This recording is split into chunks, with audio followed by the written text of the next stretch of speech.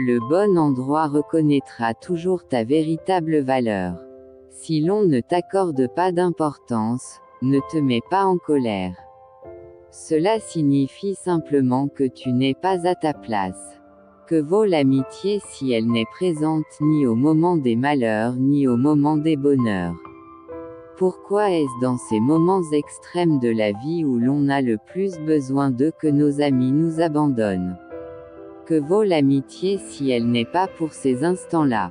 Que vaut la vie si l'amour n'existe pas et si l'amitié est un leurre? Transformer la blessure en leçon, pas en prison.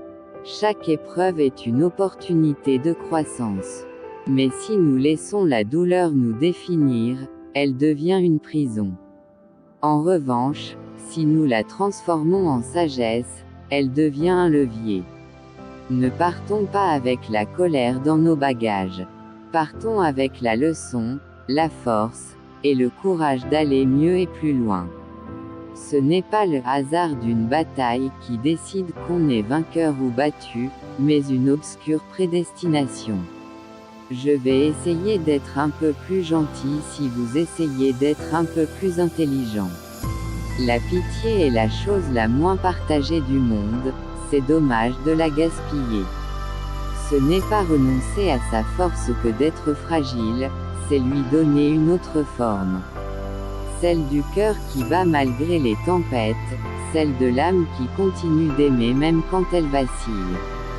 Ce n'est pas dans la perfection que l'on se rencontre, mais dans l'humanité partagée de nos brèches, là où la lumière entre, doucement, tendrement. Ne quitte pas quelqu'un qui t'aime pour quelqu'un qui te plaît, car la personne qui te plaît te fera croire qu'elle t'aime puis balancera ton cœur par terre avant de le piétiner sans gêne. Si l'échec vous apprend quelque chose, vous n'êtes pas perdant. Le progrès, ce n'est pas de faire éclore des routes dans des paysages déjà merveilleux, mais de faire éclore la réceptivité dans des cerveaux humains qui ne le sont pas encore. Leur capacité à établir des liens profonds, à offrir leur affection sans condition et à montrer une loyauté inébranlable est souvent bien plus exemplaire que celle que l'on observe chez certains. Cherchons comme cherchent ceux qui doivent trouver et trouvons comme trouvent ceux qui doivent chercher encore. Car il est écrit, celui qui est arrivé au terme ne fait que commencer. Vive les gens qui s'aiment. Vive les gens sains de corps et d'esprit. Vive l'amour et la vie. Quant aux gens nuisibles, laissez-les pourrir dans leur trou. Si vous donnez une arme chargée à votre pire ennemi, ne soyez pas surpris de recevoir la première balle. Quitter une relation, un travail, un lieu, c'est aussi faire le choix de clôturer un chapitre.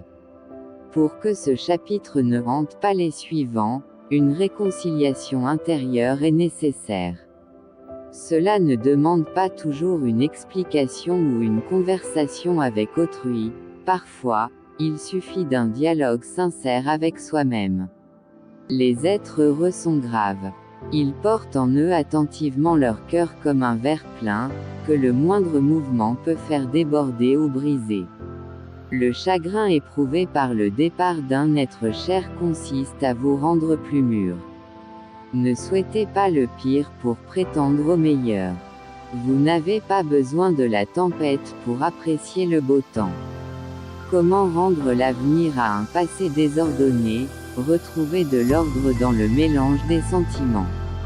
Le cœur est grand mais parfois si désordonné qu'il a besoin d'une amie qui s'appelle la raison. J'ai gagné ma liberté par mon travail et ce travail m'a littéralement emprisonné. Partir avec rancune, c'est continuer à entretenir ce qui nous a déjà blessés. Alors que partir avec paix, c'est s'ouvrir à de nouveaux horizons. Ne méprise personne, cet insignifiant mal habillé est un grand savant, cet infirme a parcouru le monde, ce vulgaire est un héros. Choisir de rester acteur de sa vie face aux péripéties, beaucoup deviennent spectateurs impuissants. Or, garder une attitude positive, c'est reprendre le contrôle là où on le peut. C'est affirmer, je ne choisis pas tout ce qui m'arrive, mais je choisis comment y répondre. Ce simple choix est déjà une forme de victoire. L'enfance. Cette heureuse et brève période de l'existence où l'on a tout juste assez de conscience pour savourer la joie d'être et d'inconscience pour ignorer les difficultés de la vie.